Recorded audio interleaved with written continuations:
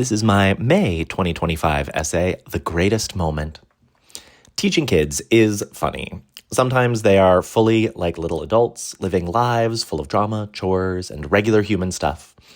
Other times, they are just entirely on a different planet, living imaginary lives completely disconnected from anything that we can see or that we remember about our own childhoods.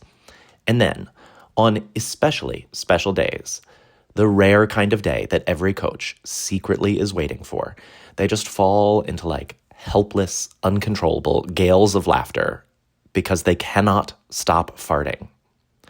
I was lucky to witness one of these rare days recently during a really free-form social circus class that I teach. These kids are 6 to 12 years old, and they all get to work on whatever they want.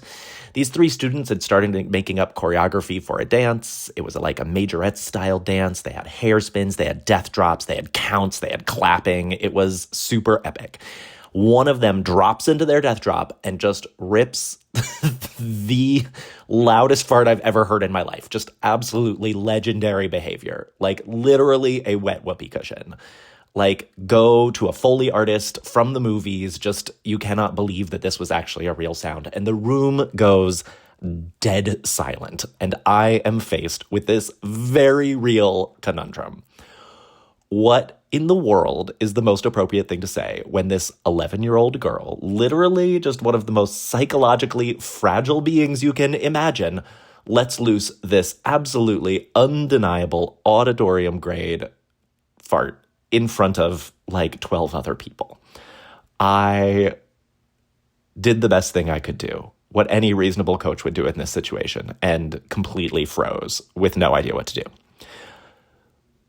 Luckily for me, but unluckily for her, her peers had no such hesitation. After a brief moment of silent awe all around the room, their reactions were immediate, loud, and absolutely merciless. Ew, she sharted. I did not. You did too. On and on and on. Okay, I said, jumping, flailing in, trying to stop things. Let's just all move on. With a Herculean effort, we regain like a modicum of our focus. Thank God this fart was not smelly because the room was not big. But the story isn't over. 2 minutes later, I'm doing something with someone else, and it happens again. Another absolutely just world-ending Comic Sans font cartoon sound effect fart. Loud enough to like cut through the music that we were playing. But it's from a totally different student. In retrospect, this could have gone a couple of ways. Everyone starts laughing and it's like, ha ha ha ha ha, and then we get back to work. Or everyone going absolutely feral. I prayed for laughing, but I got absolute wildness. Just a complete loss of focus from everyone in the room.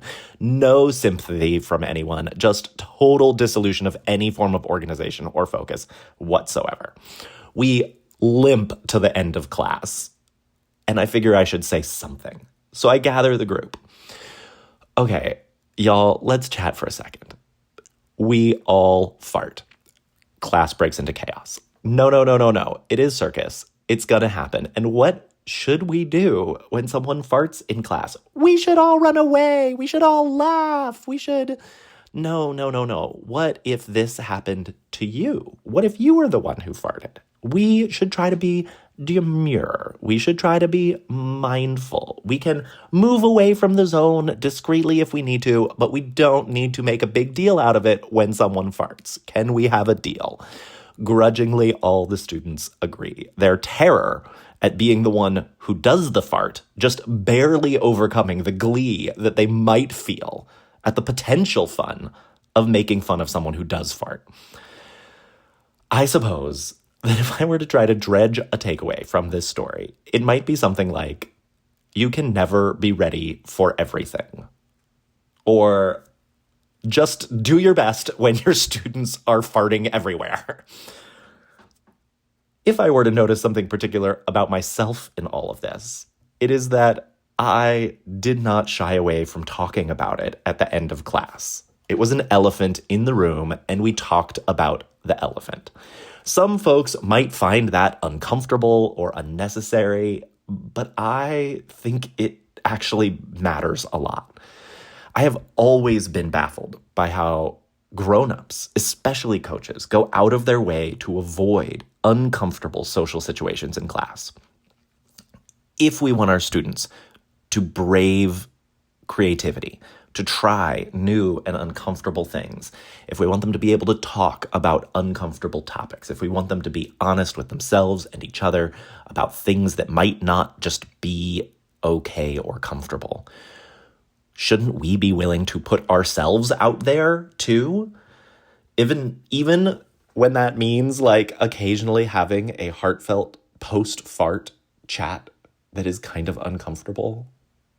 For me, that's kind of what it means to be the adult in the room, is that you are willing to have those uncomfortable conversations.